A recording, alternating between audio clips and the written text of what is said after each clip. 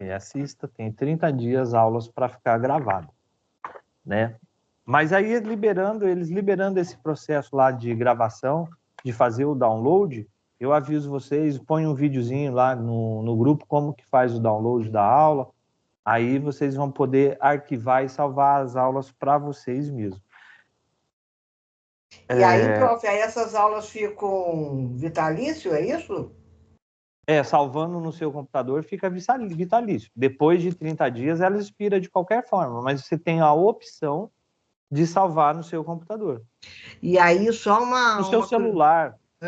Mas é muito pesado? É isso que a gente ainda não sabe, porque nos não liberaram ainda para a gente fazer os testes.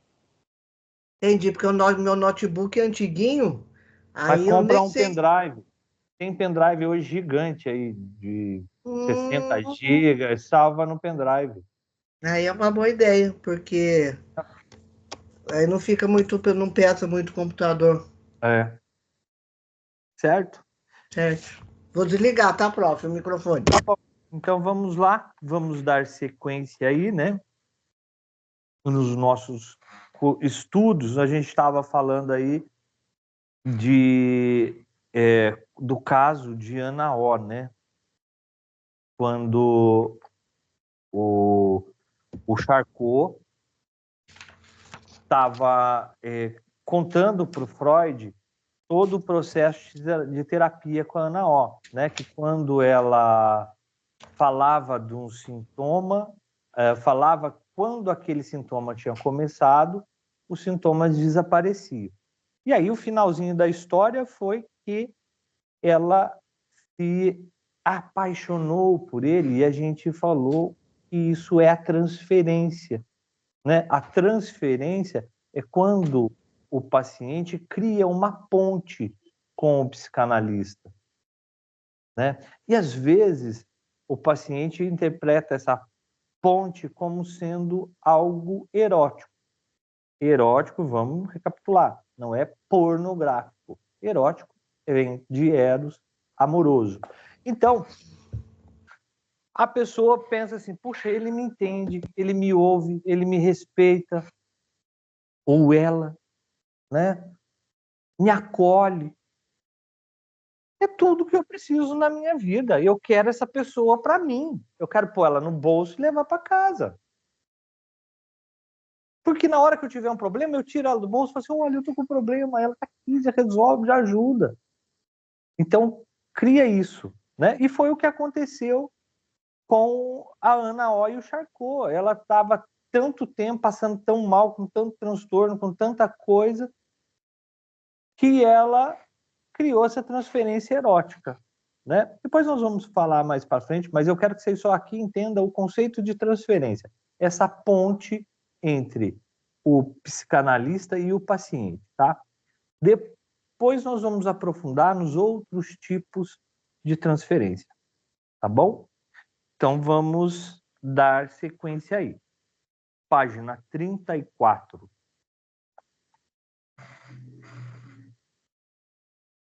Freud conseguiu convencer o relutante Brauer a publicar um livro com eles, os estudos sobre a histeria. Freud e Brauer chegaram à conclusão, isso naquele estudo primeiro, depois houve algumas modificações, mas nesse livro de 1895, aqui estão os pontos chaves, né, que eles chegaram da terapia. Olá, entre. Olá, meninas. Deixei sua cadeira aqui.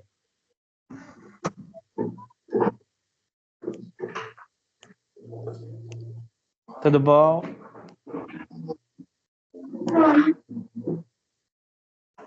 Só um minutinho, o pessoal tá chegando aqui, a gente já continua. Até brinquei com a Cristina, assim. Só veio ela hoje.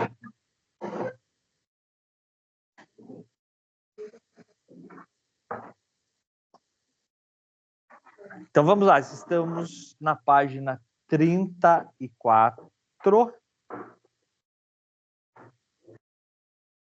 Imagina, acabei de começar. Então, vamos lá.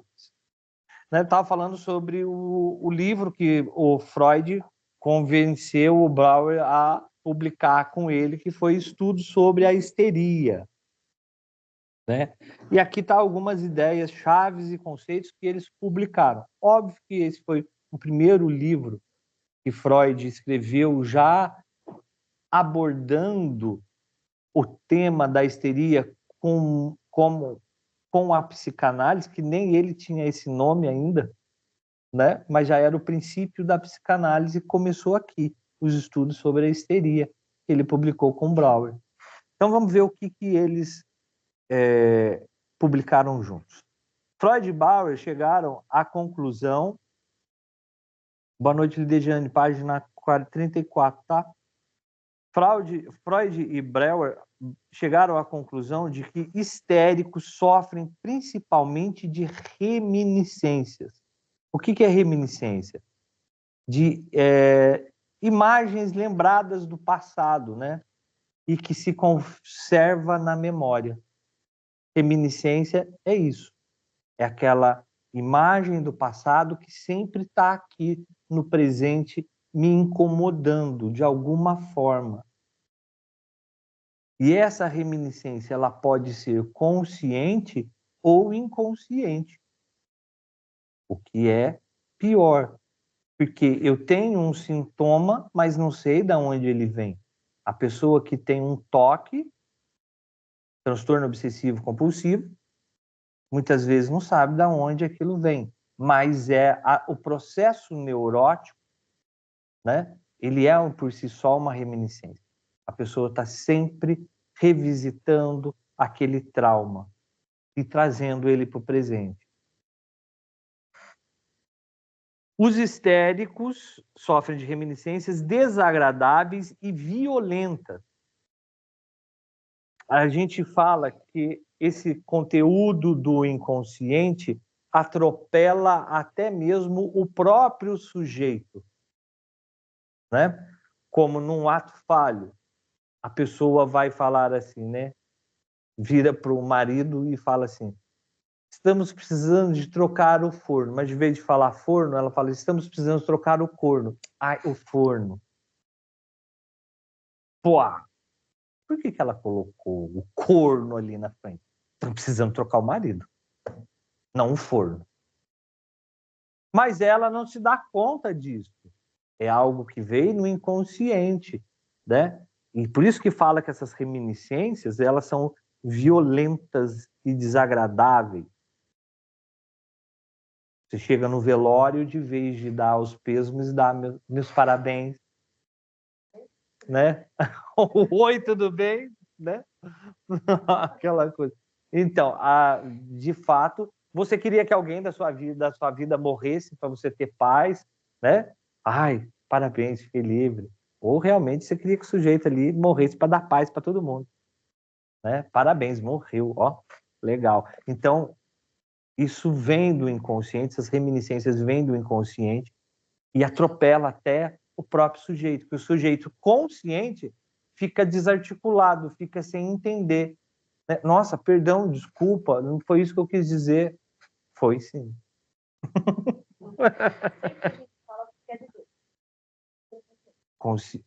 Inconscientemente. Quando acontecem esses atos falhos que a gente vai ver lá na frente, esses atos falhos são um produto do inconsciente.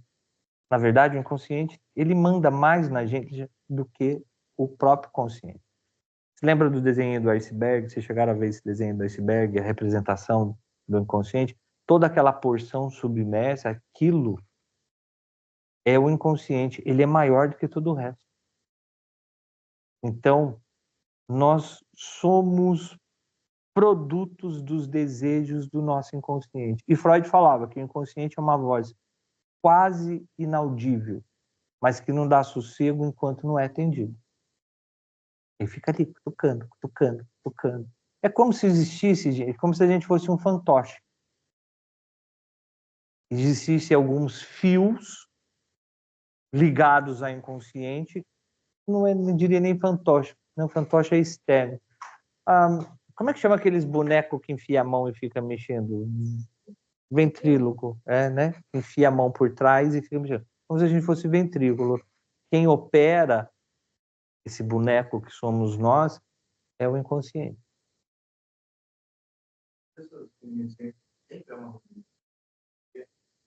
Pode ser uma pessoa caída,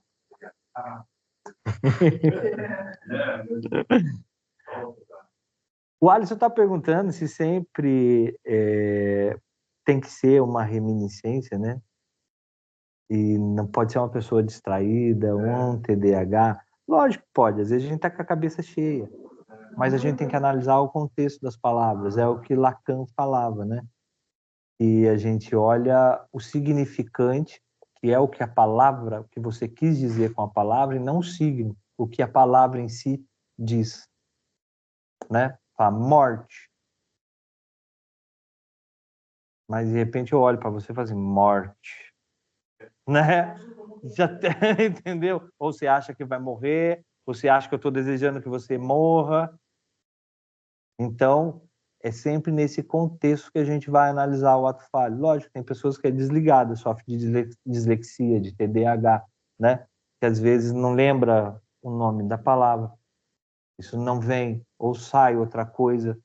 Mas a gente tem que analisar, né? Por isso que o setting analítico é importante, porque a gente analisa o todo do paciente, né? Às vezes ele fala alguma coisa que para ele tropeça, engasga, esquece um nome, troca um nome, para ele é uma coisa assim irrelevante, mas a gente já com o histórico do paciente em mãos, a gente sabe que aquilo tem uma conta. A gente fala, puta, por que verbalizou isso durante a sessão? Às vezes a gente nem estava falando disso e veio assim, né? Por isso que eu sempre falo, nós somos detetives do inconsciente. Vamos lá. Ô, tchê! Esqueceu que tem uma parede atrás. Né? Já acorda. Epa! Violentas de natureza traumática, né? O trauma é a palavra em grego para ferida.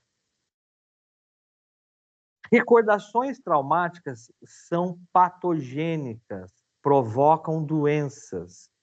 Essa afirmação era revolucionária e antimaterialista.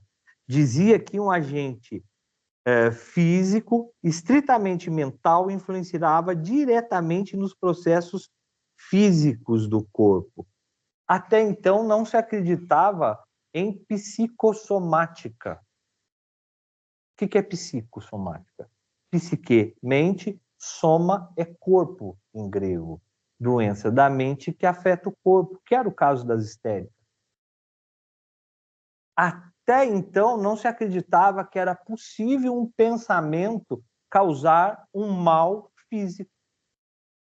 Uma pessoa ter uma crise de ansiedade, uma pessoa ter paralisia, ter um monte de coisa, né? A crise de ansiedade dá taquicardia, dá dor no peito, falta de ar, e a pessoa sente tudo isso, ela acha que está morrendo.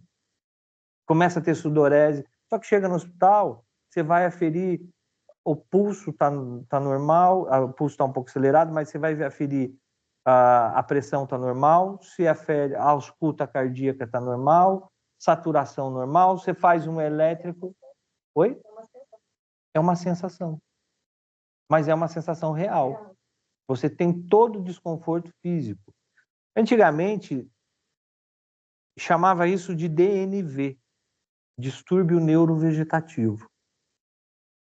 O sistema neurovegetativo nos prepara para o perigo.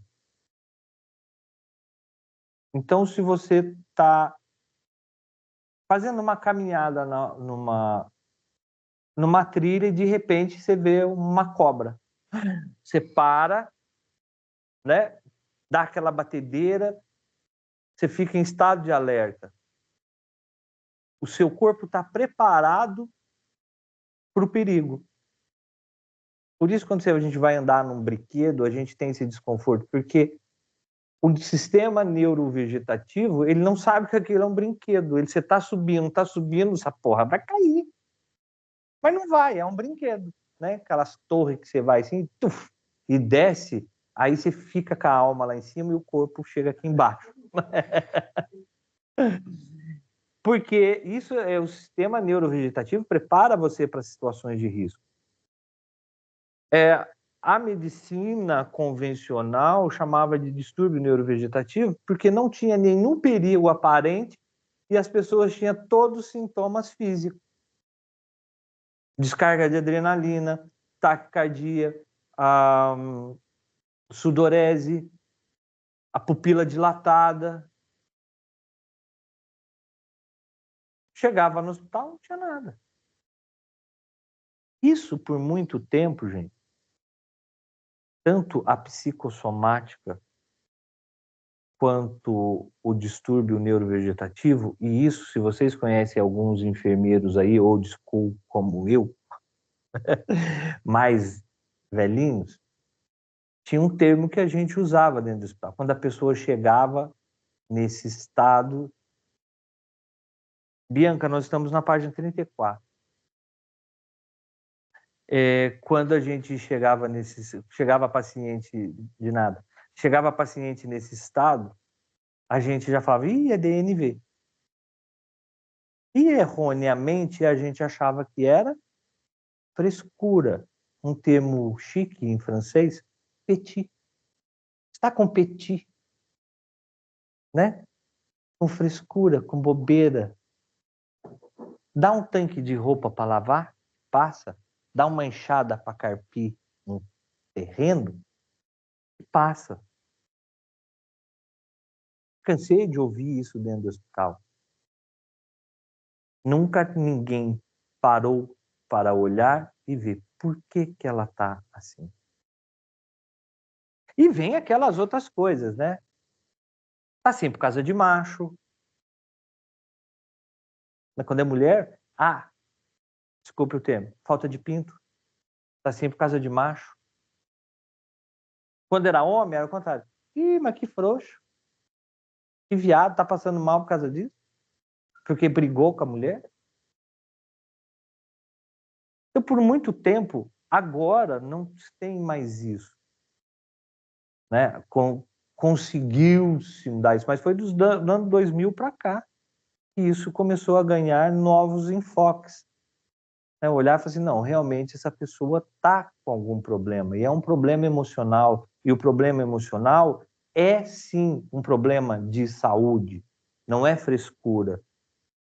Então a psicossomática hoje em dia começou a tomar, né, o status, a posição devida de que o paciente ele tem algum problema realmente de saúde também. Um problema de saúde não física, mas um problema de saúde mental. Por isso a abertura dos CRAS da vida aí, tudo, né? CAPS, dos CAPS da vida por aí. Porque passou a se reconhecer que as pessoas têm sim problemas de saúde mental, em todos os níveis. Achava que quem tinha problema de saúde mental era só o esquizofrênico, que surtava e andava pelado para a rua. Era só isso, que era louco. Não. Quem tem uma depressão tem. Quem tem uma síndrome do pânico tem. E por aí vai. Mas isso foi revolucionário para a época. Tanto é que resistiu, nós estamos falando aqui da virada do século, de 1895 para 1900. E demorou quase 100 anos para entenderem o que Freud e Brouwer quis dizer. Porque a medicina, ela por muito tempo, ela é muito ortodoxa, ela é fechada em conceito científico. Né? Não tinha como provar, não tinha como provar isso cientificamente. Né? E ao longo dos tempos foi fazendo, tá, mas não tem como provar isso. Mas acontece. Quem sabe daqui uns 50 anos, 100, tem algum aparelho que você, tipo um scanner que você escaneia, tá lá, mostrando no seu cérebro lá o problema que você tem.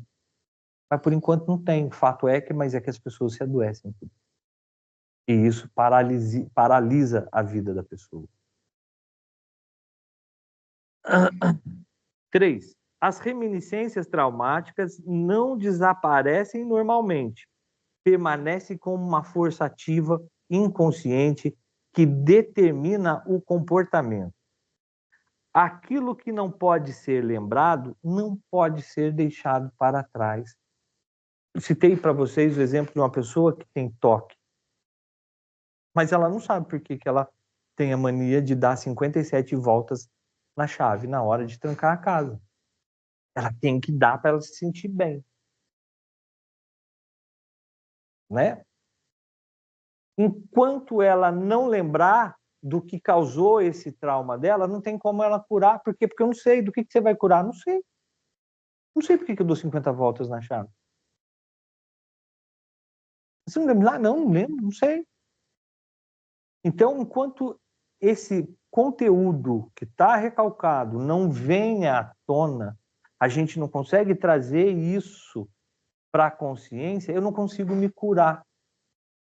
Como que eu vou enfrentar um inimigo invisível, que eu não sei de onde ele vem? É mais ou menos assim que funciona com esse material que está no inconsciente. É invisível à consciência. A consciência não tem noção de que ele existe. Então não tem como combater. Por isso que causa tanto desconforto.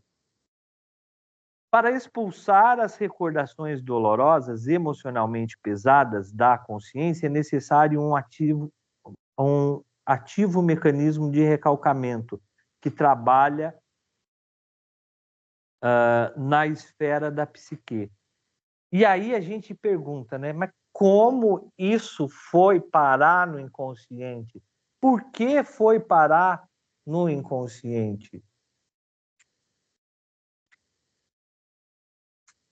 Ainda pegando esse exemplo da menina lá do toque, que dá 50 voltas na chave. Vai que um dia alguém esqueceu da porta da casa aberta e entrou um ladrão. Mas ela era muito pequenininha. Ela não conseguia assimilar isso. Eu estou dando um exemplo claro para vocês. Nunca é tão objetivo assim. Dá trabalho para a gente. Mas, para vocês entenderem como funciona. Todo aquele processo, todo aquele trauma, toda aquela coisa, o que ela fez? Ela não sabia lidar com aquilo. É uma coisa muito dolorosa, muito traumática. Alguém invadindo a sua casa, roubando as coisas, espancando todo mundo. Né? Aquele momento de tensão, de pavor, todo mundo chorando, todo mundo gritando, aquelas pessoas estranhas na sua frente, a criança, ela não tem maturidade. Tem adulto que, passando por esse processo, esquece. Quem já sofreu acidente de carro aí? Duvido se lembrar. Você lembra do carro capotando? Não foi tão traumático assim. Mas tem gente que esquece. Tem gente que fala assim, eu não sei quando eu apaga.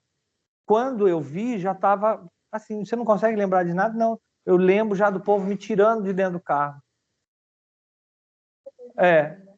Assim, barulho e depois me tirando. Mas o que aconteceu naquilo, as pessoas não lembram. Eu também lembro. Eu capotei o carro na estrada de Campos do Jordão uma vez, e o carro de cabeça para baixo, eu pisando no freio, querendo que ele parasse, né? Como com as rodas para cima.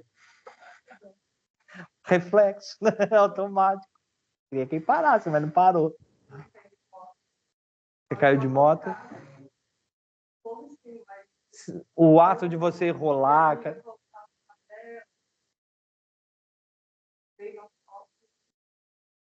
Então, a Cristina tá falando que ela bateu a moto, que o pessoal fala que ela caiu em cima da amiga, que ela deslizou no asfalto, mas ela não lembra de nada. Não pode ter desmaiado. Às vezes você desmaiou? Você já estava. Nem lembra, né? Mas geralmente, quando a pessoa desmaia, demora um tempo para acordar, né? Chama o resgate, oi, aí acorda assim, oi, onde estou? Quem sou eu? Né? Mas tem a pessoa que às vezes já cai e já levanta. E aí já levanta e fala assim, o que aconteceu? Né? Aí eu caí de moto, bati o carro, né? Porque dá esse apagão. Esse processo traumático, esse trauma, esse evento traumático, para não fazer o ego sofrer, existe um mecanismo de defesa e recalcamento. Vai para o inconsciente. Ô, prof. Oi, Juliana. Isso aí. Peraí, Vou falar? Pode, vou abrir o microfone, passar lá, ouvir você. Ô, prof, esse bloqueio Calma aí, pode. Tá ouvindo? Prof? Falar. Tá Esse bloqueio pode durar, pode persistir por mais tempo? Dá um relato pessoal rapidinho. Eu tinha uma ligação muito intensa com meu pai. E aí ele morreu há 6 anos atrás, numa sexta-feira de carnaval. E aí amigos ficaram todos preocupados. Ai, não vai ficar sozinha, porque eu moro sozinha. Ô, prof, assim, eu sou louca pro carnaval, tudo. Eu, assim, 2 semanas, é como se não tivesse acontecido. Eu não lembro de nada o que aconteceu. Meu pai morreu numa sexta-feira. Só fui começar a recordar, é como se tivesse, que eu não tivesse, não sei, mas é apagão total de 2 semanas consecutivas. Isso aí pode acontecer, de permanecer o bloqueio? Pode. A Juliana está colocando uma questão que ela era muito ligada ao pai e o pai morreu há 6 anos numa sexta-feira de carnaval. E por duas semanas, né, Juliana? 2 semanas, nada, 2 semanas prof, ela não nada. lembra de nada. Ela teve um apagão e ainda não se recorda disso. Né? Nós temos duas hipóteses, porque o seu caso, o primeiro, óbvio, é um processo de recalcamento. Mas eu acredito que ele não duraria esse tempo de 2 semanas. O que acontece no luto é um processo chamado dissociação. Qualquer processo de luto, eu passo num processo de dissociação. Que também é um mecanismo de defesa onde o meu ego é separado da minha consciência. Então, parece que eu estou anestesiado, parece que eu estou aqui, mas não estou. Sabe quando você vai no velório, a pessoa perdeu um ente querido, a pessoa está lá, oi, tudo bem? Né? Tá assim, aí você fala assim, a ficha não caiu. Então, Juliana, eu acho que você teve uma dissociação muito severa, onde você foi afastada do seu ego, o seu ego da sua consciência, né?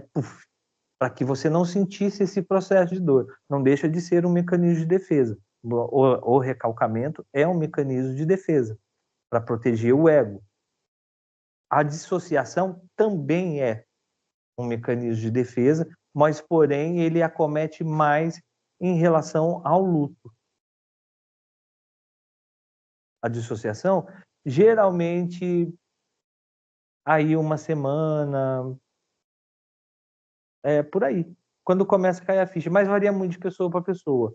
A Juliana cita duas semanas, mas eu tinha uma paciente aqui, uma senhorinha chamada Marisa, e ela teve um bebê, e o bebê já nasceu com um câncer no cérebro. E naquela época não tinha muito recurso, ele chorava a noite inteira, e vai nos médicos aqui, não nada, e aí mandaram para o Hospital das Clínicas. Lá tinha um neurocirurgião que percebeu algo diferente na pupila dele. Falei assim, olha, esse menino tem alguma coisa no cérebro, porque a pupila dele é assim, assim, assim, assado. E aí falou, vamos abrir para ver. E abriu, olhou, fechou, falou, não tem o que fazer.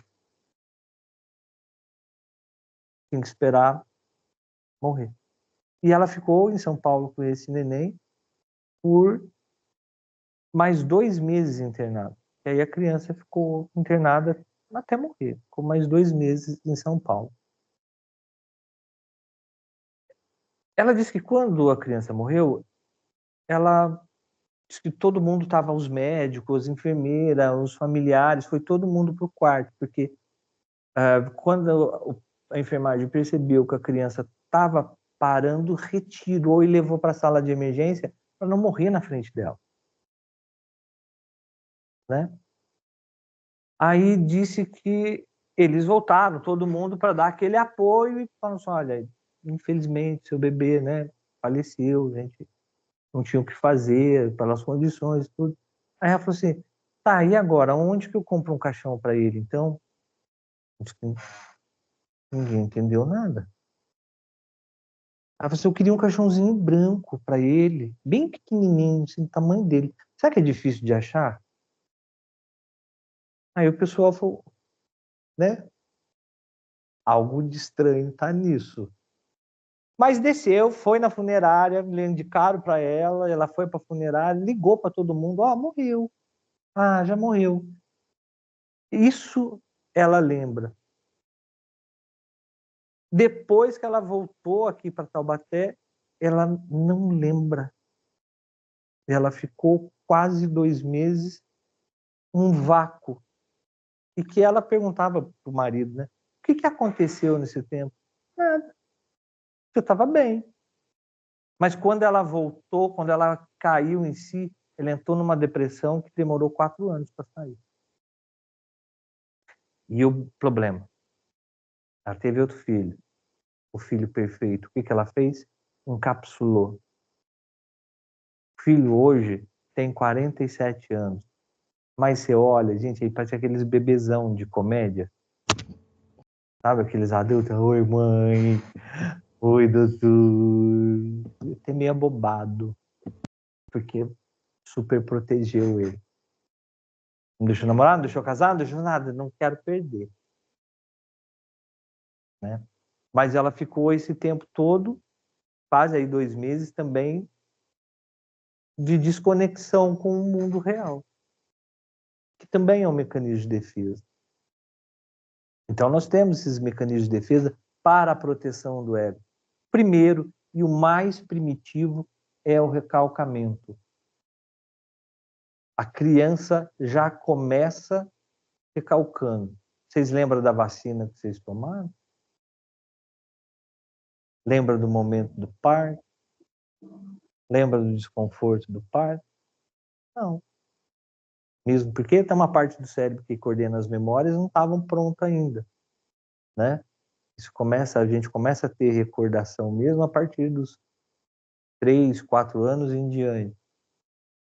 Mas muito desses processos dolorosos já são inseridos já quando a gente é bebê.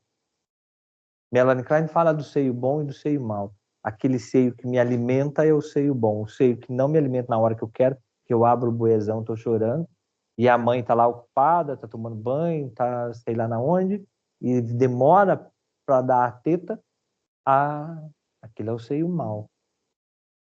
Gera um desconforto. A criança recalca isso. Então, o mecanismo de defesa do recalcamento é o mais primitivo que tem. Depois a gente vai modulando o outro, como dissociação, como a negação, como a projeção, que a gente vai ver todos esses. Tá? Vamos aí, Eliette, acho que você entrou, nós estamos na página 34, no item 5. Como normalmente não se pode expressar as recordações negativas inconscientes, sua energia emocional ou afeto torna-se recalcado, estrangulado. Por quê? Porque esse mecanismo de defesa é ativo. Quando tenta sair do inconsciente, ele mergulha de volta. Não, você não pode passar. Volta. Gravem isso. O inconsciente é danado. E ele vai arranjar um meio de fazer isso. De forma disfarçada. Nem que seja disfarçada num sintoma. Mas ele sai. Lembra que Freud disse? Que inconsciente é uma voz quase inaudível, mas que não dá sossego enquanto não é atendido? Ele sai. O afeto estrangulado se converte em sintoma. Afeto, para a gente, Afeto, gente, na psicanálise, a gente tem...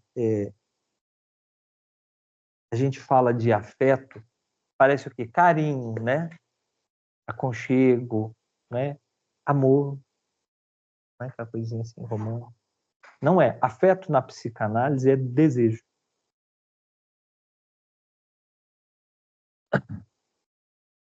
Como normalmente não se pode expressar as recordações negativas inconscientes, sua energia emocional ou afeto, desejo, torna-se recalcado e estrangulado. O afeto desejo estrangulado se converte em sintoma físico de histeria por estímulo inconsciente. Os sintomas que foram produzidos inconsciente desaparecerão no momento em que acontecer uma abreação. O que é abreação? A abreação é a descarga emocional que o indivíduo se liberta do desejo que acompanha um devido trauma. Então, a abreação é essa descarga emocional. É quando a pessoa fala, coloca para fora tudo aquilo que está apertando ela. Ou seja, o processo de libertação das emoções recalcadas que estão vinculadas a um acontecimento esquecido. O problema da terapia é fazer com que o paciente reviva a experiência traumática que originou e que provocou o sintoma. A dificuldade na terapia consiste em que todo sintoma é sobredeterminado, ele é provocado e se caracteriza por vários processos psíquicos. Ele não é tão claro como eu falei para vocês do exemplo da menina que dá 50 voltas na fechadura porque a casa foi assaltada porque alguém esqueceu, né? Sempre é mais encoberto, é mais assim numa névoa, fica escondido, né? Ô, prof, Oi, Juliana. o toque está dentro da histeria, assim, eu fico com uma dúvida às vezes. Histeria, neurose, é sinônimo ou são problemas do psique diferente? São coisas diferentes. Mas o toque está dentro Não, da. Porque não. esse negócio de dar volta, tudo. Ah, você tem mania de fazer não sei o quê. Mania, eu assim, eu associo com repetição. Ah, que mania de fazer a mesma coisa igual. Aí, mas isso aí não tem nada a ver, não é? A Não Juliana está é. perguntando se o toque, histeria e neurose são sinônimos. Não são. Né? Ela fala que o toque para ela parece como mania, aquela coisa de repetição. E é isso mesmo. A gente tem um capítulo naquela segunda apostila que eu mandei para vocês que chama Repetir e Recordar. E, que o toque é diferente da histeria, mas o toque é uma neurose. A neurose é esse processo repetitivo. Né? Tenho neurose com determinado assunto. Eu sempre estou pensando naquele determinado. Sou neurótico por limpeza, eu sempre estou limpando. Eu sou neurótico por futebol, estou sempre falando e comentando e vivenciando futebol. Está muito ligado ao processo de repetição. A histeria, né? Ela não é bem uma neurose. A histeria, ela diferencia pela neurose pelo fato dela não ter tanta repetição assim.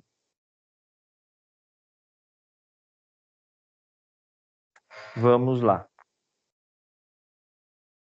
Em 1896, o método catártico de Brauer parece funcionar, mas Freud não está satisfeito.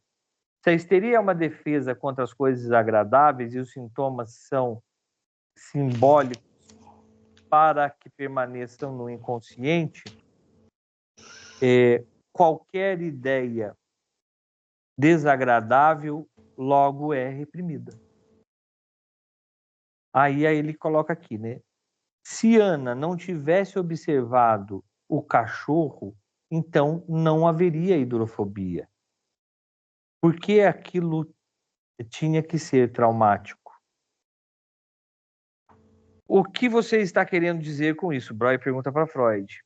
Que ainda não fomos longe o suficiente. E baseado em que provas? Breuer fala. Na resistência dos meus pacientes. Porque aí é um outro mecanismo de defesa, a resistência. Tem pessoas que resistem à terapia. Vem aqui, mas resiste. Por quê que resiste? Porque sabe que vai ser tocado num assunto desagradável, sabe em que vai enfiar o dedo na ferida, sabe que vão mexer no passado, em coisas que aparentemente estão esquecidas, estão superadas. É muito comum a pessoa vir contar e falar assim, mas eu já superei isso. Você está vendo que não. Ah, isso já ficou no passado. Você não está fazendo, você está vendo que não, porque senão não tinha trazido aqui na terapia. Né? Então a resistência também é um mecanismo de defesa. E Freud tinha uns pacientes muito resistentes. A transferência ajuda a quebrar a resistência. Uma boa transferência. As ideias a quais eles normalmente resistem revelam-se como repressões sexuais. E você acha que, sim, você deveria ter tratado a paixão de Ana mais como um sintoma de substituição. Então você teria conhecido a base sexual de sua doença. Lembrando que sexual para nós é obtenção de prazer, é um desejo.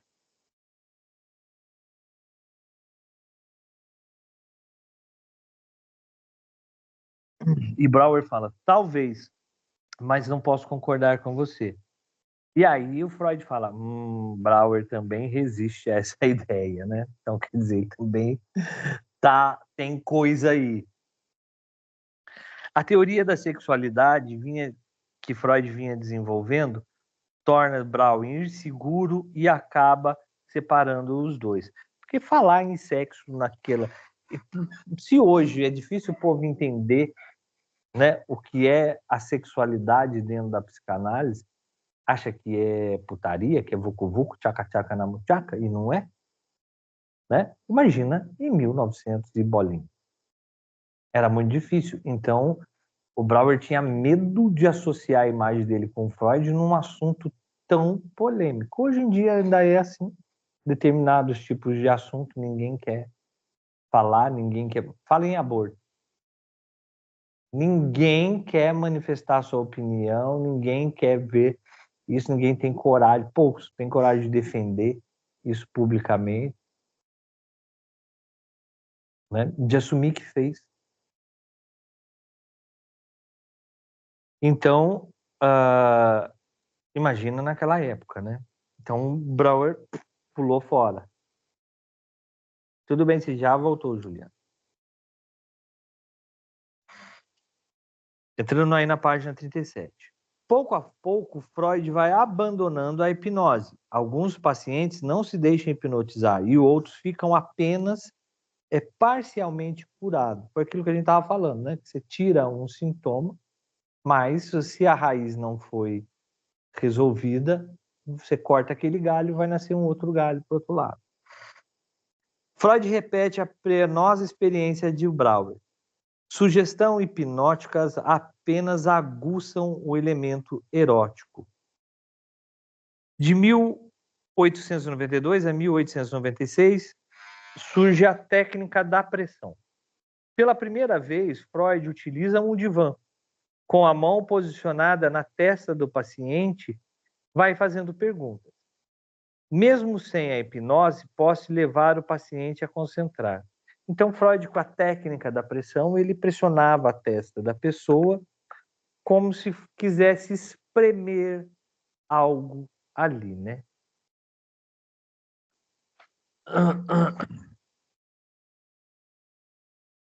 A livre associação, né? Aí veio uma palavra, ali ele está pressionando a mente da pessoa, de um paciente.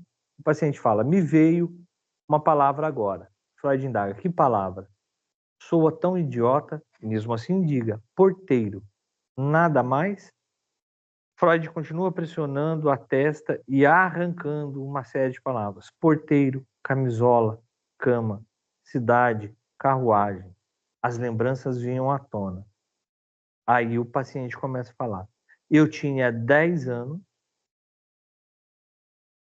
e a minha irmã 12. Uma noite ela ficou enlouquecida. O porteiro a amarrou-a em uma carruagem e levou para a cidade. Se vocês perceberem nessa figura aí, tem o paciente aqui e atrás uma figura de uma criança. E é a sombra dele. E muitas vezes nós trazemos essa criança dentro de nós, essa criança assombrada, amedrontada, insegura, para a vida adulta. E ela começa a tomar conta da minha vida e não dá certo. Não dá certo. Porque quem tem que tomar conta da minha vida sou eu, o adulto. Não a minha criança ferida, amedrontada, que nem nesse caso aqui. O significado dessa reminiscência foi mais fundo.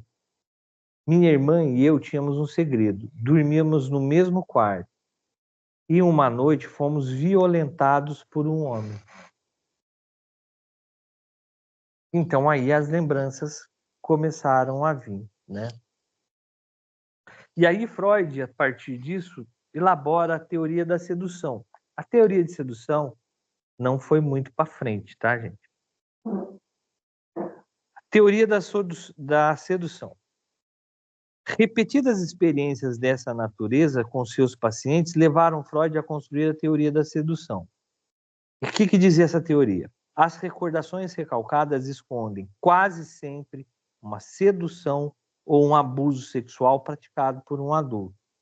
Na infância, esse acontecimento traumático repercute por muito tempo. A recordação recalcada se transforma em uma representação patogênica que pode provocar os sintomas histéricos depois da puberdade. Então, como os pacientes de Freud, a maioria deles tinha esse problema, né, de abuso ou sempre algum contexto sexual reprimido, e aqui aí sim eu estou falando do sexo, do ato sexual, né, muito reprimido, isso acabava impactando. Só que eram tantos que Freud achou que isso era a raiz do problema. E ele elaborou a teoria da sedução. Depois ele foi vendo que outros pacientes não tinham esse problema, não tinham passado por abuso, não tinham questões sexuais para resolver, mas tinham os problemas, tinham os sintomas. Aí ele abandona a teoria da sedução, né? Em que fala, né, que as recordações recalcadas escondem quase sempre uma sedução ou um abuso praticado por um adulto. Aí você fala, nossa, mas tinha tanta gente assim? Vocês vão receber no consultório de vocês? E assim, de cada 10 mulheres, 7, 8 passaram por abuso na infância. Por algum tipo de abuso. Se não sexual, abuso físico ou abuso emocional. E aí, a gente falando do abuso sexual, o mesmo número se aplica aos homens. Só que para eles é muito mais difícil chegar e falar, porque tem toda a condição do machismo em cima. Se eu falar que eu fui abusado, eu sou gay, eu não sou homem mais. Vão falar que eu gostei. Eu tive um aqui, um paciente que ele era gay, e ele falou para mim assim, eu sou gay porque eu fui abusado na infância. Aí falaram que eu gostei, eu virei gay. Não, você não virou gay por causa disso. Não leva ninguém. Aliás, ninguém sabe por que a pessoa nasce gay, homossexual, masculino ou feminino. O dia que acharem isso, essa pessoa está feita na vida. Se algum cientista, algum descobrir a causa da homossexualidade, ele está milionário. Vai ser uma revolução dentro da medicina comportamental. Porque se você acha a raiz do que se diz ser um problema, você acha a causa, você acha a cura. E não existe. Por quê? Porque é algo natural do ser humano. Não existe, não é um gene mal formado, não é a convivência, não é experiências traumáticas, né? Dentro da psicanálise a gente tem até alguns casos que se identificam ali na fase fálica, né? O menino ficou muito colado na mãe, não se desvinculou dela. A gente tem até uma, mas a gente não pode bater o martelo e falar que é, porque também não existe nada que comprove isso. O próprio Freud falava que era uma condição natural do ser humano. É biológico, assim como no reino animal. No reino animal também tem os cachorrinhos que faz troca-troca ali na rua. E é normal, né? O leão lá na selva, todo selvagem lá e tudo, mas ele também faz troca-troca. E aí? Nós somos animais, com um lóbulo frontal diferente. Ó, algumas coisas é animal. Nós temos 98% do DNA dos símios, que são os macacos. 98%. Só 2% diferente a gente estragou o planeta. Né? Como o Einstein ficava, perguntaram para ele o que ele achava da bomba atômica, e ele falou assim: eu nunca vi rato construir bomba para matar os próprios ratos. Então quer dizer que um ser humano é um ser muito louco mesmo, né? Constrói uma coisa para acabar com a própria espécie, né? Então a teoria da sedução, gente, Freud veio nessa pegada, porque assim como hoje tem muitos pacientes que passam por isso. Mas depois ele começou a identificar que não eram todos pacientes. E aí ele abandonou a teoria da sedução.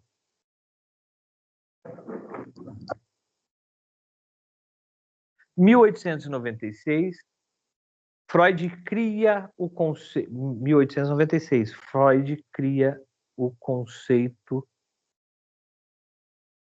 da psicanálise. O que é psicanálise? Analisar a psique, analisar a mente. O objetivo é modesto, é transformar um miserável neurótico em um normal infeliz, né? O Bion fala que o que se espera na psicanálise, né? Que tenha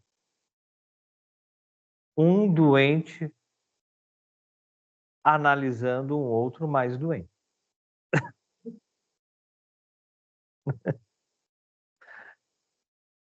A técnica da pressão também foi abandonada. Suas perguntas atrapalham o livre curso do meu pensamento.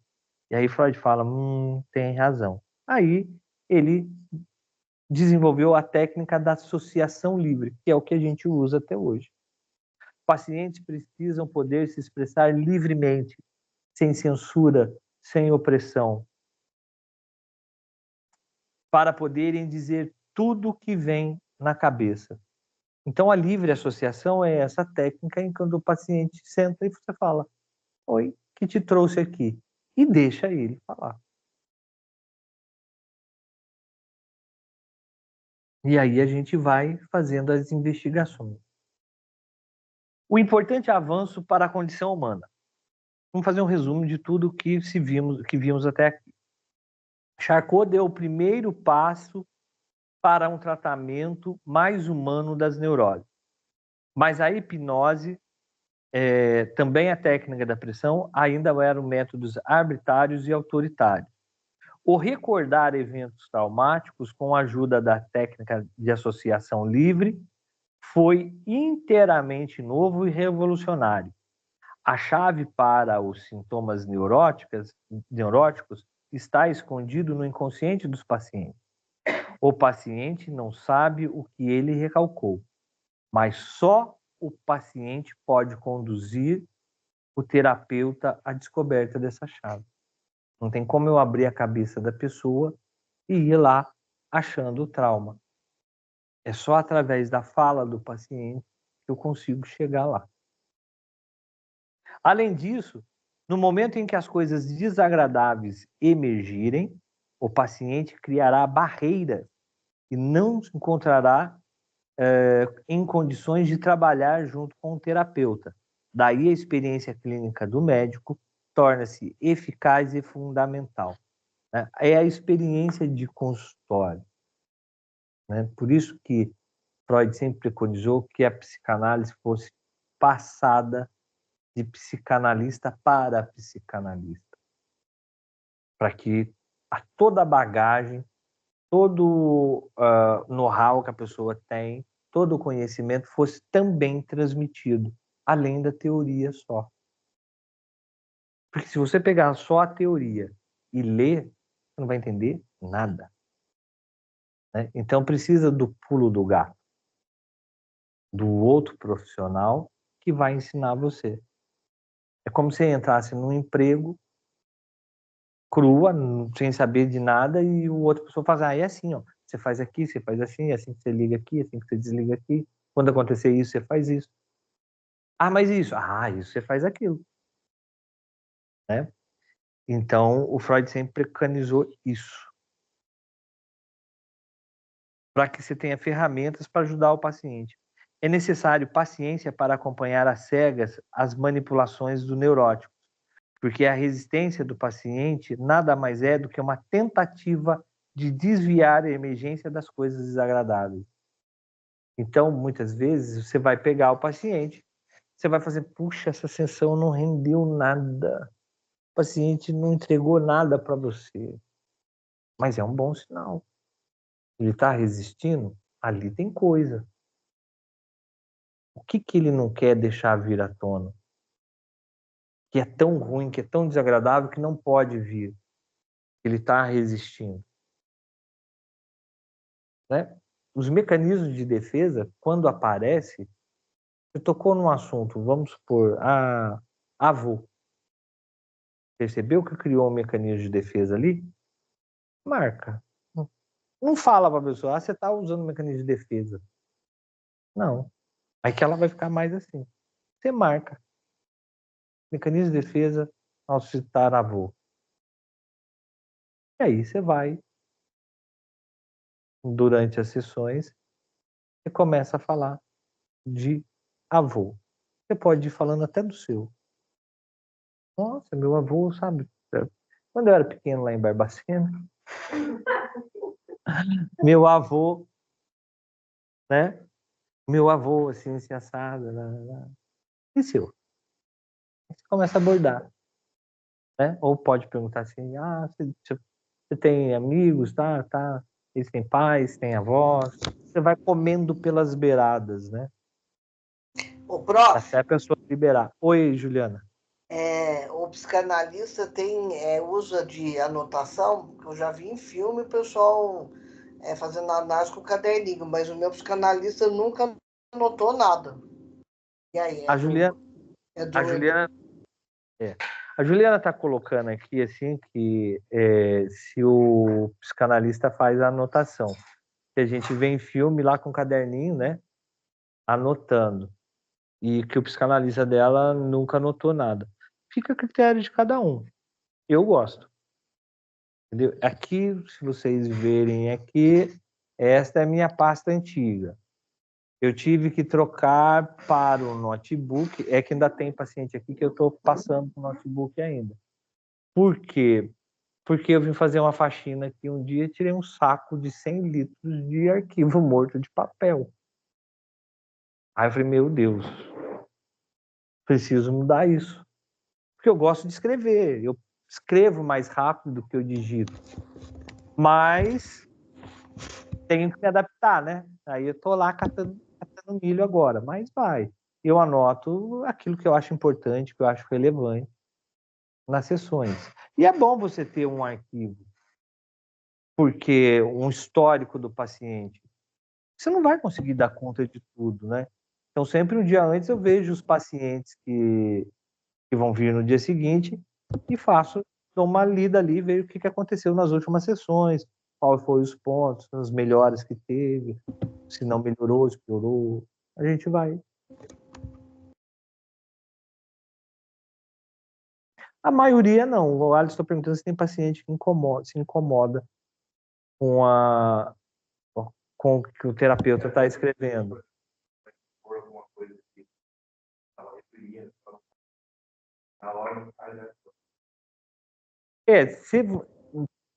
Nunca me aconteceu isso. Da pessoa falar, muito pelo contrário. As pessoas falam assim, eu queria ser tanto mosquitinho para ver o que você escreve. Você escreve, tá aqui, ó. Eu escrevo que a gente conversa, ó. Entendeu? Não tem problema nenhum.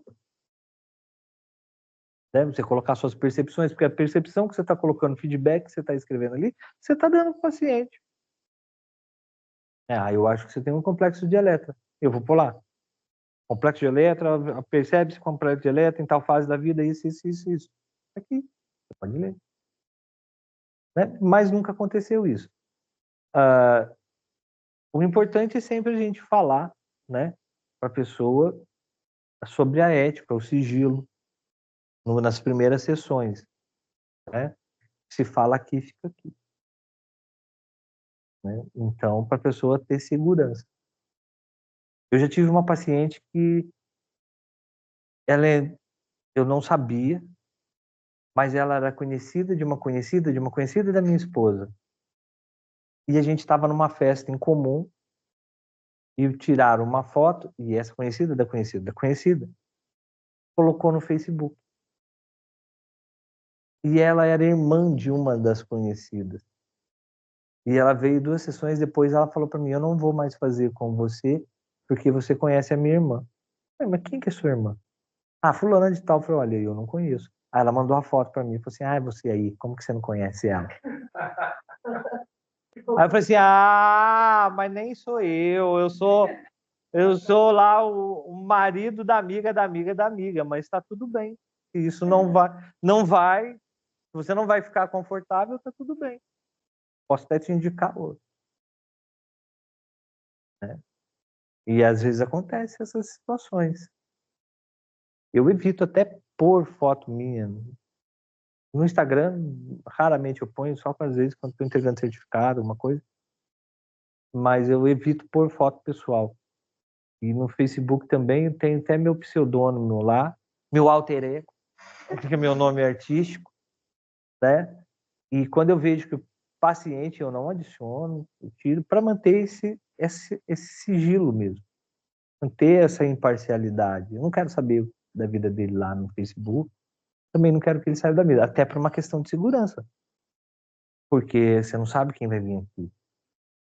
Eu já tive um outro caso que o rapaz falou assim, então, mas não tem foto sua no Instagram. Eu falei, não tem mesmo, por uma questão de segurança. Eu não vou expor a minha imagem porque eu mexo com vários tipos de pacientes. Eu não sei qual deles é psicopata. Eu não sei qual marido das minhas pacientes é um psicopata.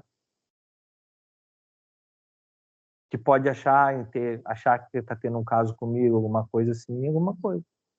Então, por uma questão de segurança, eu não coloco mesmo. Aí fala, tá bom, então eu vou. E vem. Tem gente que tem muito isso, né? Olhar primeiro para ver se cria aquela empatia, né? Ou antipatia. Não foi com a cara. Né? Prof, É isso. Oi. posso colocar a mesma coisa aqui? Coloque. O psicanalista, que você já comentou sobre isso, mas vou reiterar, pode tratar pessoas da mesma família ou conhecidos, só vou botar uma parte aqui, um exemplo. Eu fiquei encantado com o meu psicanalista, indiquei para um monte de gente. E nesse balaio, várias pessoas começaram a ir e começaram a tratar com ele e adoraram. Só que tinha uma amiga minha, que muito amiga, até a gente não é mais tão amiga agora. E aí começou, porque eu falei para ele, eu acho que foi incrível. Mas para mim não, porque às vezes eu chegava lá, o que que ela falou? Aí eu falava, e ela falou de mim, e ficou uma coisa assim, eu acho que para o meu psicanalista foi bom, porque ele tinha duas visões, às vezes, do mesmo acontecimento. Mas para mim, como paciente, não sei, porque teve época que eu ficava meio insistindo, entendeu? Em querer resolver o problema, e o psicanalista não pode. E aí, como é que um psicanalista lida com isso? Porque não pode, ele não poderia falar o que ela conversou. De forma alguma. A Juliana está colocando que a gente até falou sobre isso, mas ela está reforçando que se um psicanalista pode tratar de pessoas da mesma família, pode. Pode tratar amigos de outros pacientes, pode. Não sendo seu, pode, né? E que ela tem um psicanalista, ela começou a indicar a amiga e ela chegava lá e começava, a Juliana chegava lá e começava a perguntar o que a amiga tinha falado na sessão. Isso não pode, ele não pode falar. O que se fala aqui, fica aqui. Né? Eu trato, às vezes, aqui mãe, filho, marido e mulher, irmãos. Tem amigas da minha esposa que tratam comigo que nem ela sabe. Amigos dos meus filhos que tratam comigo que nem eles sabem. Marido e mulher casal? Ou cada um? Quiseram, então. Deixa eu concluir aqui, já chego aí. Aí, o que acontece? Que eu deixo bem explicado. O que se fala aqui, fica aqui. Se você quiser levar alguma coisa daqui para fora, com você. Você que vai decidir. Se eu achar que a gente precisa falar com a sua mãe, falar com o seu pai, falar com o seu irmão, né? Eu vou conversar com você e vou pedir a sua autorização. Se você me autorizar, a gente conversa. Se não, tá tudo bem. Não, não precisa ser por isso que você marca no seu relatório. Né? Agora, você perguntou se o marido e esposa na mesma sessão. Tem a terapia de casal. Mas primeiro você tem que fazer com um e com o outro. Se você traz os dois na mesma sessão, vai sair pau. Porque um vai querer que você concorde e dê razão para o outro. Não, eu não tenho razão, doutor? Não, mas não é eu que tenho razão? Não, ninguém quer ter razão. A gente quer ter paz. É que vocês vivem em paz. Então, primeiro você analisa um para ver o ponto de vista, o que está incomodando nele no relacionamento, né? Até para ver se realmente é o relacionamento ou algo que ele trouxe. Uma repetição de um comportamento paterno, uma repetição do comportamento materno, ou uma repetição do casamento dos pais que ele está trazendo, ou ela está trazendo para esse relacionamento. E aí, já vou responder se for um menor de idade. Então, faz com um, faz com o outro. Quando você começa a fazer separado, eles vêm com a ideia de fazer junto. Quase nunca precisa colocar os dois sentados. Porque eles já começam a entender qual é a dinâmica, o que está pegando para ele, o que está pegando para ela. Você começa a fazer um entender o outro, e aí não precisa fazer. É bem interessante. Mas nunca de cara vocês aceitem, na primeira sessão, colocar o povo junto. Vocês vão ter que, verdade, vocês vão ter que ser juiz de boxe. Porque quase se matam. Não dá certo. Né? Sai ainda muito bolado, ainda sai metendo pau no você ainda. Tá? Que não resolveu. Não sou eu que tenho que resolver. É eles. Qual é a nossa função? Fazê-los enxergar aquilo que está acontecendo no relacionamento. E achar meios para que eles se resolvam entre si. Eles vêm com uma concepção errada. E a gente é juiz de paz. Né? A gente vai resolver tudo. Não, não somos. A Lidiane perguntou sobre se for menor. Mesmo se for menor, a gente tem que ter muito critério. Porque, lógico que os pais querem saber como que o filho tá. Você tem que dar um feedback para ele. Eu já citei para vocês, né? Eu não sei se foi nessa turma. E teve um que chegou aqui e revelou para mim que era homossexual, mas a mãe era evangélica. A mãe abominava isso. E ela desconfiava. Meu filho nunca falou nada para você porque ele não arruma namorada? Não, nós não chegamos nesse assunto ainda. Não posso desrespeitar a intimidade do paciente, mesmo que seja para a mãe.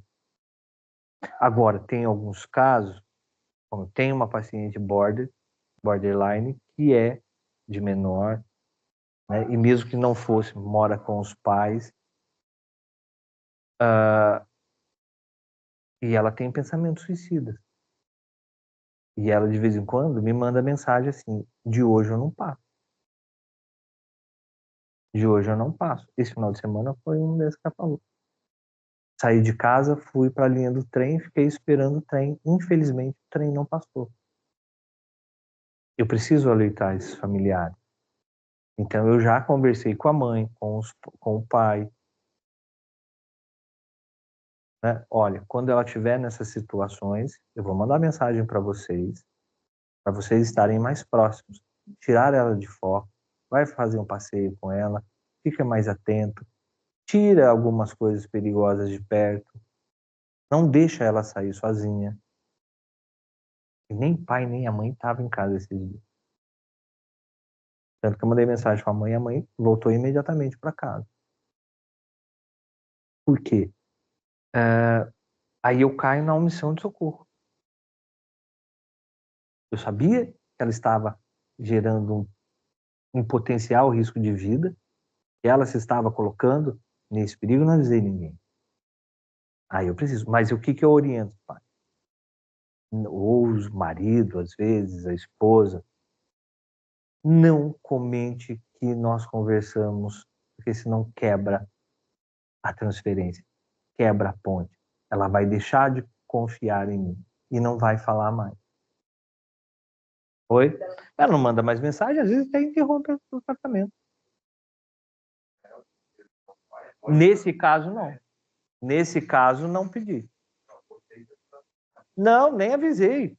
Porque se eu aviso os pais, eu quebro a transferência dela. Não, mas assim, quando você avisa a mãe, ela vai para casa, ela está com risco. Sim. Eu não aviso a paciente. Ela não sabe. Ela não sabe. Porque se ela souber, no caso de borderline, gente, é um paciente muito complicado de lidar. Porque eles oscilam assim na emoção, é uma loucura. Tem dia que ela chega aqui, senta, dá risada, conversa. No outro dia ela me manda mensagem, vou me matar.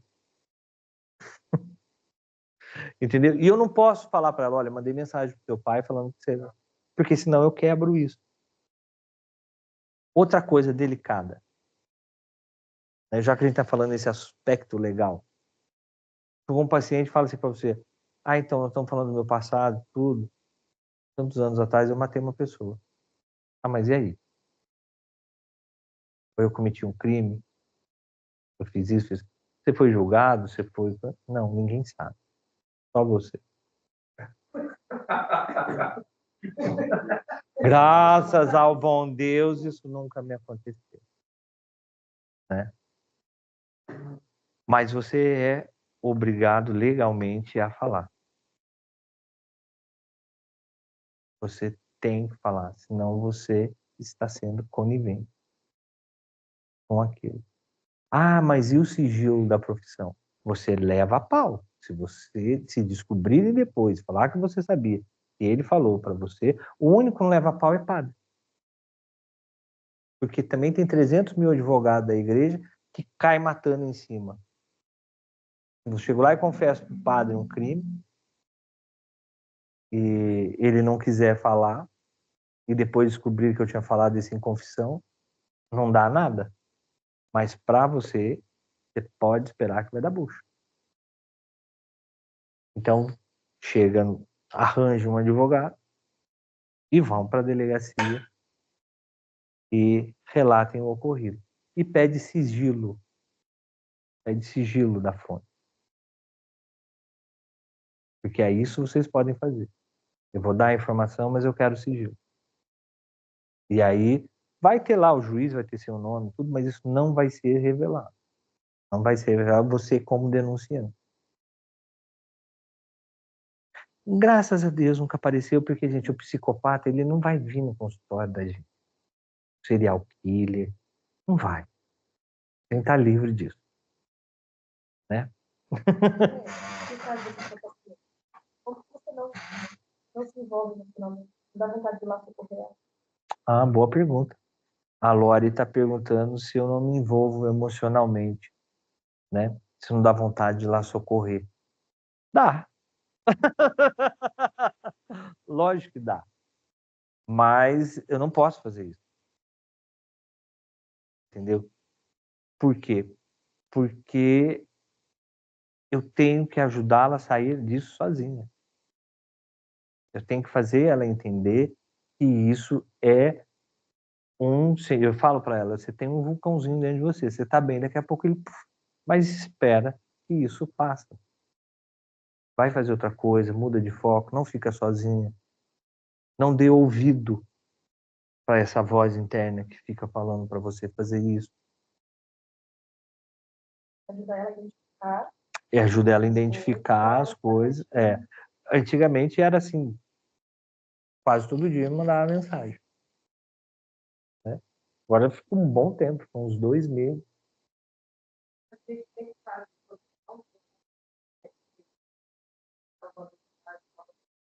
Não necessariamente. A Cristina está perguntando se a gente tem que estar à disposição do paciente, que ele manda mensagem. Eu não faço isso com todos os pacientes, mas eu deixo em aberto. Se você tiver algum problema, não sofra sozinho, não sofra calado. Quando eu vejo que o paciente é grave, tem alguma coisa, às vezes está num período de crise, né? Você vê que o momento da pessoa é um momento delicado e que às vezes ela não tem mais ninguém para falar. Eu sempre falo, olha, se precisar de alguma coisa, me manda uma mensagem. Obviamente eu não consigo responder ali ao tempo. Raramente eu consigo responder no tempo que a pessoa me manda. Mas eu respondo. Sempre respondo. Mesmo que seja 1 hora, 2 horas depois que a pessoa mandou, eu sempre dou um retorno. Para que a pessoa se sinta segura, tenha uma palavra de conforto, né? Que tenha uma noção do que fazer, porque às vezes está tão perdido nos problemas, e você fala, não, calma, não é assim. É isso, isso e isso. E a pessoa, ai, foi bom ter te mandado a mensagem. Mas não precisa fazer, não é obrigado. Fica a critério seu fazer isso. Oi, Bianca, você levantou a mão? Professor, aconteceu um caso comigo que a psicóloga... Espera só um minuto. Pode falar. A psicóloga que eu passava, ela criou uma afetividade muito grande comigo. E ela atendia amigos meus, porque eu também indicava. E teve um caso particular meu que ela contou para uma amiga minha, achando que ela ia conseguir me ajudar, porque eu ajudava muito essa minha amiga. Ou seja, ela criou uma afetividade de amizade comigo e acabou interferindo muito na minha vida pessoal. E tá tudo bem, eu parei de passar nela, ela pediu perdão. E aí foi quando ela falou para mim assim, me perdoa, faltou profissionalismo, eu me envolvi muito com você porque eu gosto muito de você como pessoa. E então me perdoa. Resumindo, eu não quis mais passar com ela. E quando a gente se envolve emocionalmente com alguém, a gente corta já, a gente passa para outra pessoa, porque aconteceu comigo. Boa vocação, Bianca. Vocês ouviram? A Bianca coloca aqui o seguinte, ela indicou, estava fazendo tratamento com a psicóloga, indicou várias amigas, e a psicóloga criou uma proximidade, uma intimidade muito grande com ela, uma afetividade muito grande com ela. E que acabou contando para uma amiga dela, que também fazia sessão, algo da vida dela, com a intenção dessa amiga ajudá-la. né? E acabou que virou um negócio de louco, né? E acabou atrapalhando a Bianca. Existe, Bianca, a contra-transferência. Lembra que a gente estava falando da transferência da Ana O por Brauer? A transferência erótica? Existe a contra-transferência erótica. Quando o psicanalista ou o psicólogo se envolve com o paciente. Por quê? Porque a Ana O olhou para o Brauer e falou, né? Ele me ouve, ele me acalenta, ele tem todos os recursos para mim, para cuidar. Deixa eu só marcar aqui, senão eu esqueço. Então, aí o que acontece? Na contra-transferência, o psicanalista, no seu ofuror curandes, com desejo, o que é o ofuror curandes? Freud chamava. O desejo de curar o paciente. Isso atrapalha. Então, às vezes, eu tenho esse desejo tão grande de ajudar o paciente, eu falo assim, poxa, mas eu tenho tudo para ajudar e ela está sofrendo. E eu começo a me envolver emocionalmente. Por isso você perguntou se não dá vontade de eu ir lá e salvar. Dá, eu como ser humano dá. Mas eu como profissional não posso fazer isso. Eu estou quebrando a barreira ali. Entendeu? Eu tenho que ensinar ela a lidar com esse problema. Porque senão você começa a fazer essa contra-transferência com todo mundo. Né? E foi uma que aconteceu com você, Bianca, foi uma contra-transferência erótica. Quando a gente fala de amor, nós não estamos falando só de amor romântico. A gente está falando de amor fraternal também. Né? Só um minuto, Juliana. A gente também está falando de amor fraternal. Né? O que ela sentia por você era um carinho, era uma amizade. E ela, no ofuror curandes de ajudar você, acabou cometendo isso. Então, a gente tem que tomar muito cuidado com esse desejo de curar o paciente. É muito comum, depois que vocês se formam, ainda pedir supervisão, é normal, em alguns casos, e aí me fala assim, poxa, tá o paciente assim, estava indo bem, e ele foi embora. Poxa, foi embora, foi. Foi. Ele foi embora, é decisão dele. Nossa, mas eu queria... Você não... a decisão de cura é dele. É o tratamento, é a pessoa que vai, o doente que vai em busca do tratamento, não o tratamento que vai em busca da doença. Não é a gente que tem que sair atrás do paciente, olha, vamos lá, você precisa, eu sei que eu vou te ajudar, eu vou te curar. Não, ele que tem que ter esse interesse de chegar. Se ele chegou aqui, sentiu que mexeu alguma coisa, doeu tanto que ele foi embora, tudo bem, uma hora ele volta. Se não voltar, você já jogou a semente, ele sabe onde é o problema dele. Ele vai se resolver. Né? Você queria perguntar alguma coisa? Respondido, Bianca? Joia. Juliana? Oi, prof, acho que você já bem que respondeu. Como a Bi falou, a gente é ser humano, a gente não está isento de acontecer isso como profissional. E aí, eu, assim, a minha opinião particular, eu acho que o psicanalista sempre tem que ter um psicanalista, não de plantão, mas alguém que você possa, acho que para evitar acontecer isso. Ou não? Isso, você falou, isso. desculpa, é que você falou que depois de 2 anos talvez a gente nem precise mais, que a gente vai saber se analisar. Mas eu acho, que, na minha opinião particular, que pelo menos que eu escuto, todos os terapeutas que eu converso, eles têm terapeuta. Sim, a Juliana está perguntando, né, sobre a questão de a gente ter alguém também, nós como profissionais, alguém para conversar. Eu digo que é sempre o seguinte, quem cuida de quem cuida? A gente precisa de alguém que cuide da gente. Né? Aqui na parte de acupuntura eu tenho o professor Joilson, que a gente troca serviços, né? Às vezes ele tá mal, me socorre aqui, às vezes eu tô mal, vem aqui me socorrer. Na parte de psicanálise eu tenho que foi minha professora, que foi minha supervisora, que é a Simone Suelene, né? Eu não sei se eu já contei para vocês, eu tive uma irmã que morreu, minha irmã mais velha, morreu com 52 anos, com câncer no cérebro também, assim. Descobriu, foi para 3 meses, morreu. 3 meses depois, a minha mãe morre. Isso porque a minha mestre, a Edna, fazia 6 meses que tinha falecido. Então, foram 3 burdoadas, assim, uma em cima da outra, que eu comecei a desenvolver sintomas físicos. Me saiu uma coceira na canela, nas 2 canelas de baixo, e nem a acupuntura resolvia aquilo. E aí eu entendi. Tem algo dentro de mim que eu não estou conseguindo identificar o que é isso, né? E aí foi onde eu falei, Simone, me socorre. Ela falou, até que demorou, né? Passando tudo isso que você passou, até que demorou, mas senta aqui. E aí, eu que achei que eu já estava bem, que eu estava legal, que eu tinha superado, eu não tinha superado nada, né? Eu chorei horrores. Umas 4 sessões que eu chegava lá e estava chorando e saía chorando. Mas foi ótimo. Foi ótimo, né? E ali as mágoas foram colocadas para fora, porque minha mãe era narcisista. Minha mãe era terrível. Minha mãe, o dia que estava tudo bem em casa, ela amanhecia jogando panela na gente. Era assim, era um caos. Era um caos. Ela rebaixava você, a sua autoestima, no último. Você já viu mãe colocar apelido em filho? Ela colocava apelido na gente. E fazia piada com a gente, né?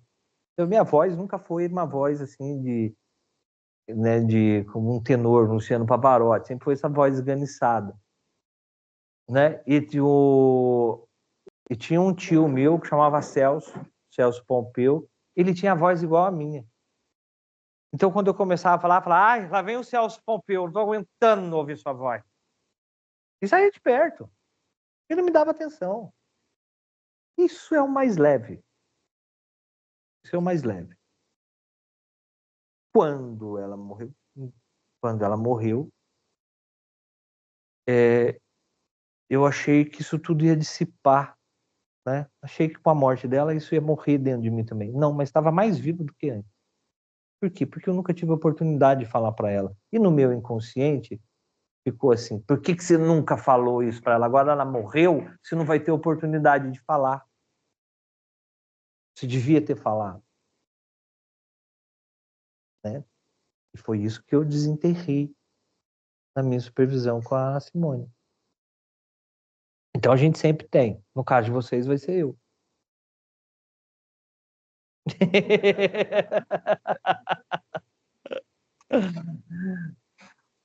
Oi, Leidiane, pode perguntar, Leide.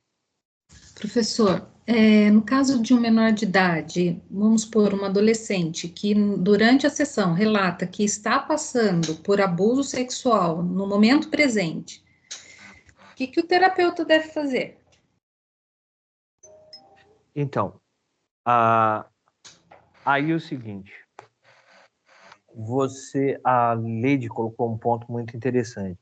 E um adolescente, um menor de idade, chega e está passando, e relata para você que está passando por um abuso sexual no presente momento. O que devo fazer? Primeira coisa, perguntar se ele quer que conte para os pais. Eu já tive uma situação assim. Quer que conte? Ainda não, mas precisamos. Seus pais precisam saber disso. Vamos fazer isso junto? Ou você quer fazer sozinho?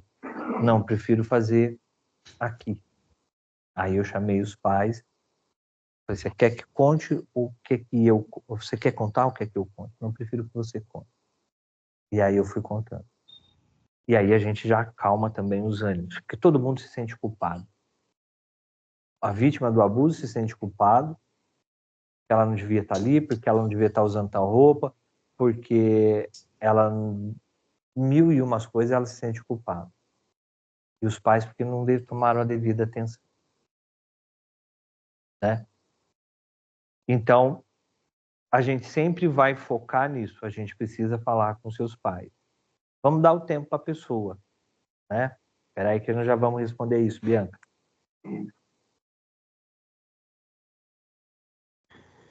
Aí, a gente sempre vai focar, trabalhar isso, que a pessoa se sinta segura para conversar. Legalmente falando, né? Se ela não quiser falar para os pais, se ela de todo jeito resistir a isso, você tem que fazer a denúncia também. Vai, faça a denúncia no Conselho Tutelar, nos órgãos competentes, faça a denúncia e peça sigilo.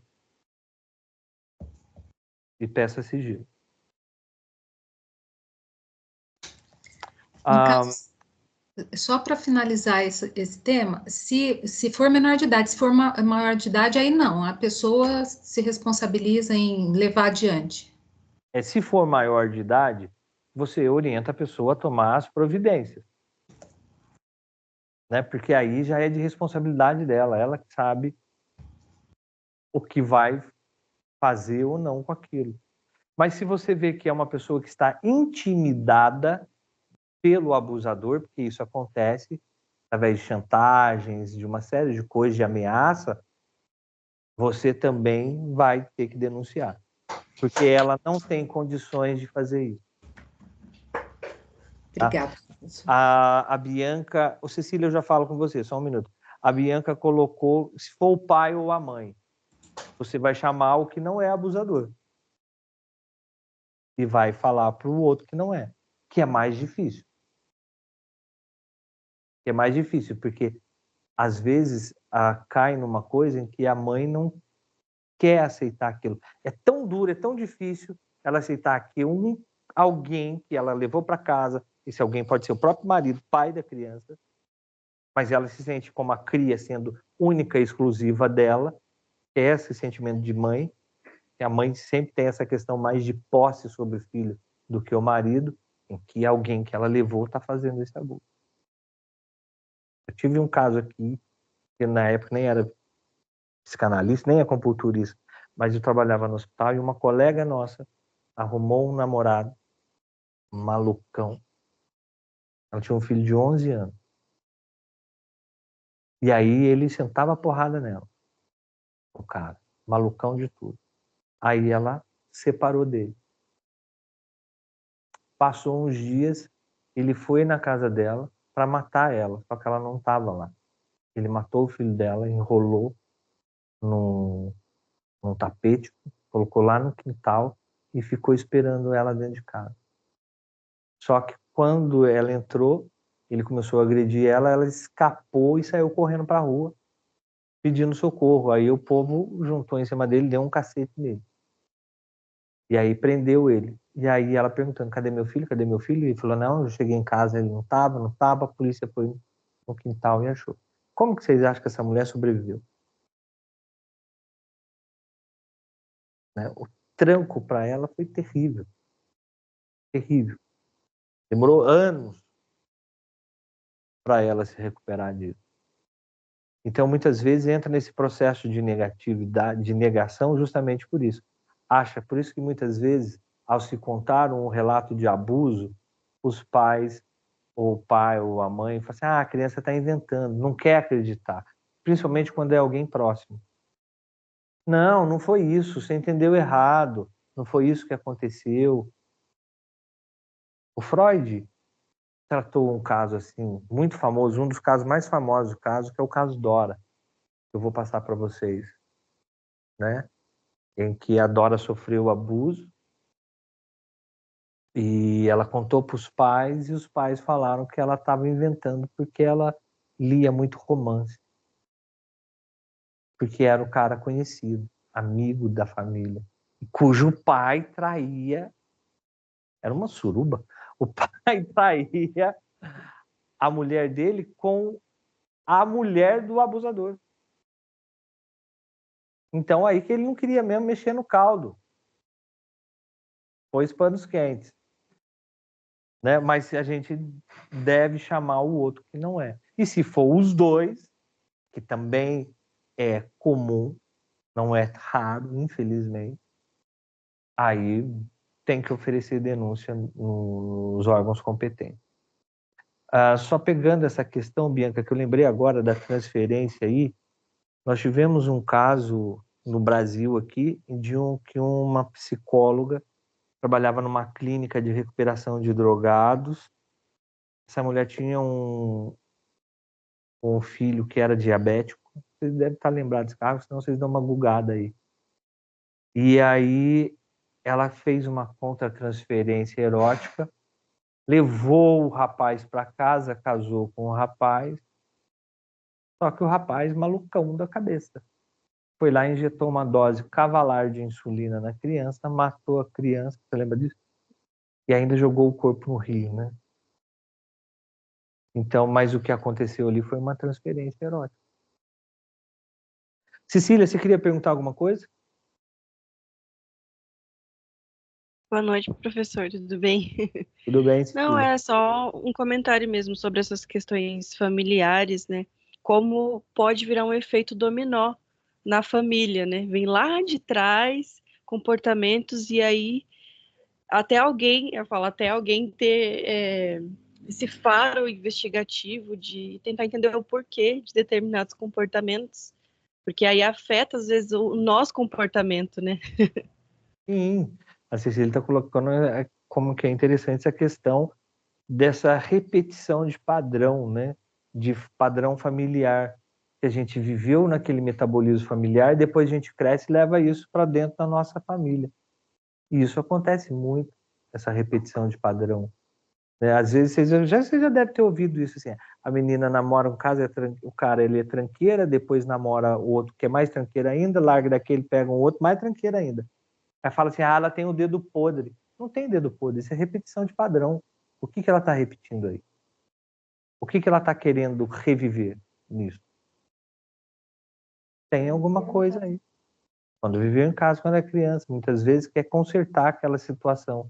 O pai, né, vamos supor, o pai era agressivo, batia na mãe, e às vezes ela traz o cara que é agressivo como representação para tentar consertar o pai. Na verdade, ela não quer consertar o cara. O inconsciente trabalha com significantes, ela quer tentar consertar o cara. E por isso que não separa. Por isso que é muito difícil separar, porque aquele sujeito é a representação do pai dela. Por inconsciente está tudo certo. Vamos lá, vamos ajudar ele, vamos fazer para ele parar de beber, vamos fazer ele sair das drogas, vamos melhorar ele, como se estivesse assim, vamos ajudar seu pai. Né? E é difícil de sair. E a Cecília coloca até que tem alguém que chega e identifique isso e mostre para a pessoa como funciona. Certo, gente? Mais alguma pergunta aí de casa? Alguém daqui? Então, até semana que vem na página 42, tá bom? Se alguém tiver dúvida, me chame então. Prof, só para concluir, essa aula podia ser 4 horas de aula, 5 horas que não ia cansar. É Não muito cansa bom, mesmo. prof. É muito bom. Nossa, que aulas incríveis. Não cansa mesmo, Juliana. Eu também não canso. A Juliana está colocando que a aula podia durar 4 horas, né? Eu também não canso. Passa rápido, né? Podia ser todo dia, mas é que então, no começo é muito gostoso, gente, mas depois vai pesando, principalmente na hora que vocês entrarem na parte da análise didática. Aí vai pesando. Tá bom? Até semana que vem, gente. Tchau. Tchau, gente. Até semana que vem. Tchau, boa noite, professor. Tchau, boa noite, Cecília. Tchau. Vou arrumar, vou ver para você. Amanhã ou quinta? Tá, eu vou ver o que liberar aí. Tá, pode deixar. Pode deixar. Tchau. É.